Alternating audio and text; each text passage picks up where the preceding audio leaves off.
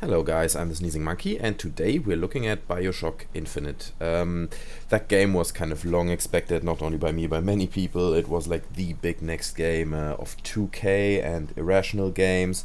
I didn't finish it yet because I don't want to spoil anything for you guys. I'm just showing you gameplay from the first third of the game or something like that. Um, the whole thing seems to involve a lot of mystery, so I can't go too much into the story itself, which I don't want to do anyway because I don't want to spoil it for you. The language of the game that I play here is German, so I'm really sorry if you hear in the background or if I show you single scenes later on that the language is German. So the game itself, from my first impression, seems to be a lot about kind of a dark side and a bright side, a bit like in Dead Island when you have like a beautiful holiday resort, but then you also see the negative side of it. So in this game you start and you come into this cloud city and everything looks just amazingly gorgeous and perfect. And it's just you think this is like the perfect world, but then after the first 15 minutes you kind of see like a little stage play, and it reveals itself that the whole society is like quite racist. So it has a beautiful story twist to it. In the game itself, you protect that little girl. You've seen here a few times. Her name is Elizabeth, and she has this ability to open these rifts into different times. And just take a look now and listen.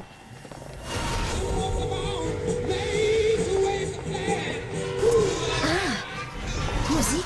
Sie kommt aus. So that's how they look, and you got an idea. I mean, now they're saying I never heard that song and stuff because obviously it plays in some kind of fictitious parallel world or something like that. But it was like a rift into the 60s. Through some rifts you can go through, others have other functions. Like here, you just in this industrial part of the town, which is kind of the dark side, what I talked about earlier. It's not very pretty. And these guys are hammering on that machine. Over there you have a rift that kind of indicates food. And I thought I can take the food, so I revealed it. But instead it attracts all these guys who were hammering on that machine. And they eat the food and they're really happy they have something to eat. And it stops them from being aggressive. And as a result, I can go over to that machine and take all the money that's in it, basically. So these rifts have different functions. In some cases, and I've only had that once in the game so far, she can open a rift and you can walk into it, so it reveals a whole new world, basically. And I think I added a little piece of video. Here you can see, you know, how she's opening it up. It reveals a whole new layer over the whole world. The dead body that was there before is gone. All the props are gone. The walls look slightly different. The boxes have something else written on it. Because I haven't finished the game, I can't really know where this will be taken. But to me, it very much looks like some kind of parallel world where certain things, you know, it's basically the same world, but decisions have been made that are slightly different. Like in this example here, you walk up in that house quite in the beginning of the game, you see this little shrine, you're there to find this Chinese worker, I think, who works on armory in this factory. And that's apparently where he lives, and I was just admiring the detail here because it's so gorgeous. It's just really well done. And this is apparently his workshop. So you go up, you try to find him. You can find his machines, you know, in the attic up here. Everything looks beautiful, but he's not there. But I think you find a hint. Later on, you come back down, you meet his wife, and she tells you, "Oh, my husband has been taken away, and I don't know where he is, and why does nobody help me?" And then obviously you have to help her.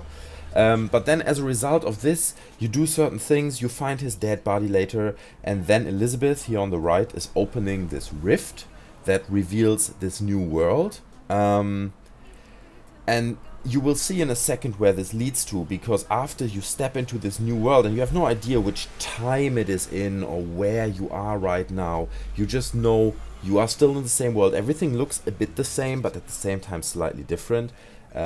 So then later on you come back to this house and you come up exactly the same stairs, and you will see in a second here that you come back and the house is slightly changed. You see it now. Now we're coming back. It's after we went through the rift, and suddenly there is this shrine in a way, you know, that is devoted to the big leader of this town, you know, and suddenly everything is back within the theme of the city, because previously, like, the Chinese, the culture, for some reason it didn't fit into this concept of the town. So there is this thing of the big leader of the city playing with time or puzzling his own reality together. It's the whole thing is very, very mysterious. And that's actually the guy that we found earlier to be dead, and he's still up here. You remember in the attic there were these machines, and he's still working on the machines, and he's in his world still as before, but for some reason it overlaps and glitches, and it's like a ghostly appearance or something like this. It's very hard to guess at this point. Generally, the whole thing is built on mystery. I mean, you just look at the Cloud City, elements like here. Now you come back, it's suddenly not a Chinese woman anymore. It's a white woman that is the husband of this, the woman of this Chinese guy. So the reality keeps changing. It's very, very intriguing. It's a bit like the early episodes of Lost, where you don't really know what's going on. But what I've heard from my friends is that later on it will be revealed and you will find out what it's all about. And I really can't wait for that. It's just something that really draws you into the game and keeps you playing. Now we're coming to the action. The action itself is just really amazing because the guns just feel great, in the sense that when you shoot a gun you get a physical feedback. Not every game gets that right, and this one does. It really feels great. Like, every gun that I tried really works well and you want to use it, whether it's a bazooka, a grenade launcher, a shotgun, or a sniper rifle. All of them feel really good.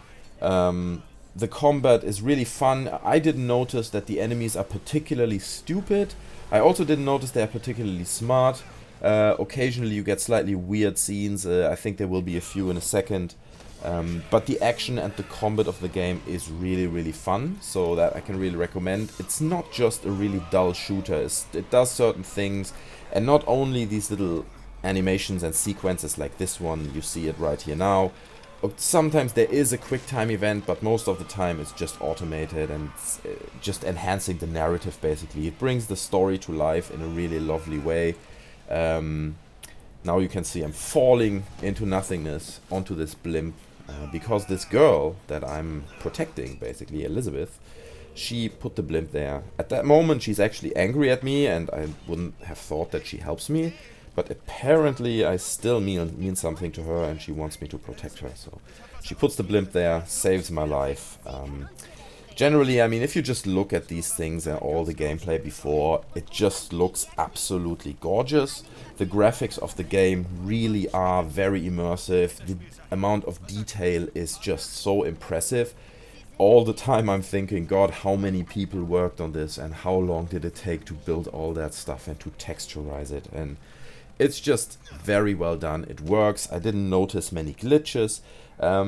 It's based on the Unreal Engine. I don't know if you know that, but in the beginning they have the Unreal Engine symbol, and obviously it's strongly modified, but it is modified in a way that it's very beautiful. It runs extremely smooth. It's very much fun to play, and it's just another confirmation for me to be a huge fan of the Unreal Engine. Some people tend to say it always looks the same, that every game that runs on the Unreal Engine is the same visually, but this kind of proves them wrong because it has a very unique character to it. So now you can see a bit more of like indoor combat. You have these slightly bigger robots, and I've just shot this green ghost at him, if you might have seen that. That kind of possesses him and makes him part of your army, so he's helping you, but it didn't work. Apparently it only works with like small units, and I just left this passage in to kind of show you how the granite launcher looks and how it works, and apparently it doesn't do that much damage. As you can see, I'm pumping grenades into this guy. Another very important aspect in the game, obviously, and here you can see the possession actually, and now he's helping me, is Elizabeth in the game. She's not only around you and tries to hide. You actually don't have to protect her, which is really great. You don't have to pay attention that she doesn't get shot. That makes everything much easier. On top of that, you can see it here. She's handing you items. If you run out of salt, like that you need to possess these things, like here, it's all based on salt. You see it in the bottom left corner, that little normally blue bar when it's charged. It's a blue bar on the bottom left. She throws you salt, that helps. She gives you ammunition, and she just tries to help you to get through the combat. which I find really helpful. Also, her design is just amazing because you really, really want to protect her. She just has the face, the way she behaves. She grew up in this little chamber, isolated from the rest of the world, and you just really want to protect her. It's very well done, and you really build a relationship to her and also to the main character. What's his name? Ah, God, I forgot it now. DeWitt, Hooker DeWitt or something like this. Booker DeWitt, that's the name. And in the first 15 minutes of the game already, you are completely with him, because he's really on the side of laughing and ridiculing this whole Nazi and white race thing and Nazi thing that's going on quite in the beginning. You can see that he also thinks it's completely ridiculous. So great character drawing right there with Elizabeth and the main character.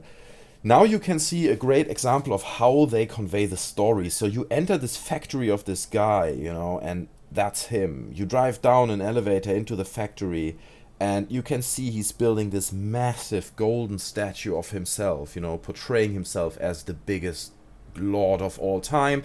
But then you dive with your elevator into the factory itself, and that suddenly paints a different picture. You can see the workers waking up. Look at the big clock there in the background, it says work really big. Most of their time there is consumed by work.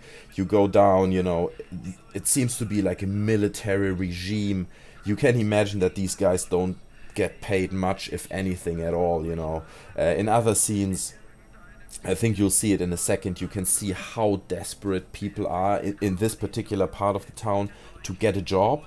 And they just beautifully paint that contrast between the high society people who don't have to worry on one side, and then the dark side of people who have to work very hard, who don't have much to survive. And you can see it here now. So on the left there is like a board with jobs, basically.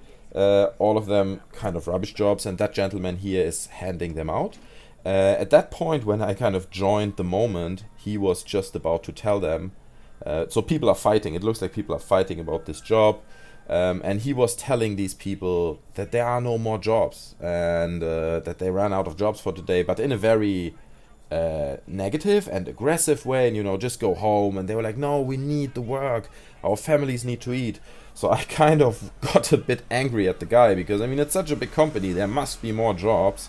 And I went up there and I decided to see what happens if I shoot him. So that wasn't a good idea. All the police kind of got on me and got really angry. Anyway, guys, I think that's it from my side. Thanks very much for watching. Next up, I'm gonna do a video about Tomb Raider. I'm gonna do a video about Rage, the game from id Software. So stay tuned. Leave me a like if you enjoyed the video. I see you guys next time, and I'm out. Bye.